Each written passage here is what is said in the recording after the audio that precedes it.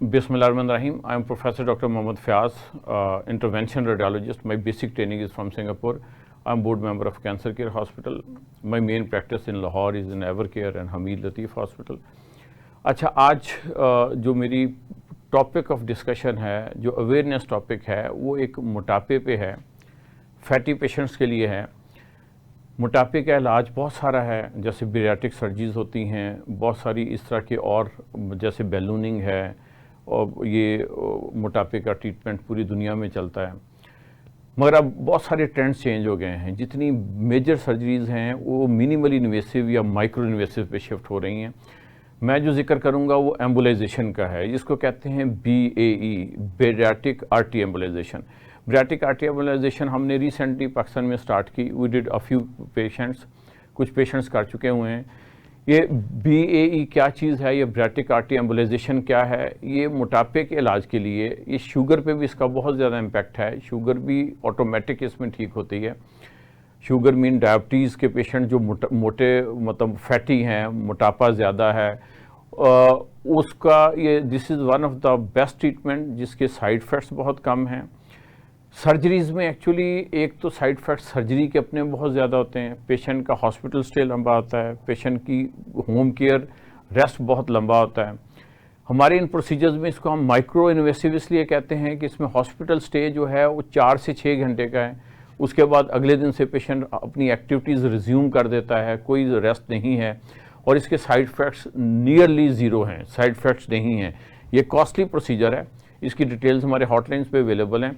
ये प्रोसीजर क्या है? इसमें हम एंजियोग्राफी मशीन पे मैदे की आर्टरी, जो स्मॉल आर्टरी होती है, इसको जो मैदे की स्मॉल आर्टरी है, एक्चुअली ज़्यादा डिटेल में मैं जाना नहीं चाहता। कुछ आर्टरीज होती हैं मैदे की, एक आर्टरी को हम बंद कर देते हैं। इसको कहते हैं, बंद कैसे करते हैं? पार्टिकल्स के ज़रिए इस लेफ़्ट गैस्ट्रिक आर्टरी को हम ब्लॉक कर देते हैं, एम्बुलाइज कर देते हैं। उसका क्या इफेक्ट होता है? उसका देखें, एक तो मैदे की कैपेसिटी कम हो जाती है, दूसरा उसका एक इम्पैक्ट ब्रेन पे होता है, जिसमें भूख लगना कम होती है। तो ये एक पूरा मैकेनिज़्म है कि हम एम्बुलाइजेशन कर देते हैं उस आर्टरी की, और उसके बाद पेशेंट को 2 से 3 घंटे अपने पास रखते हैं और पेशेंट को फ्री कर देते हैं। कुछ इंस्ट्रक्शन दी जाती हैं।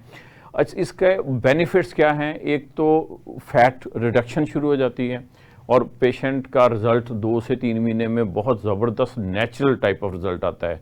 इसका बेनिफिट ये है कि ये रिज़ल्ट नेचुरल देता है, ऑटोमेटिक एक नेचुरल इफेक्ट होता है, जिसमें आप विदाउट एनी डाइटिंग या विदाउट एनी मेल न्यूट्रिशन ये चीज़ें सेट होती हैं।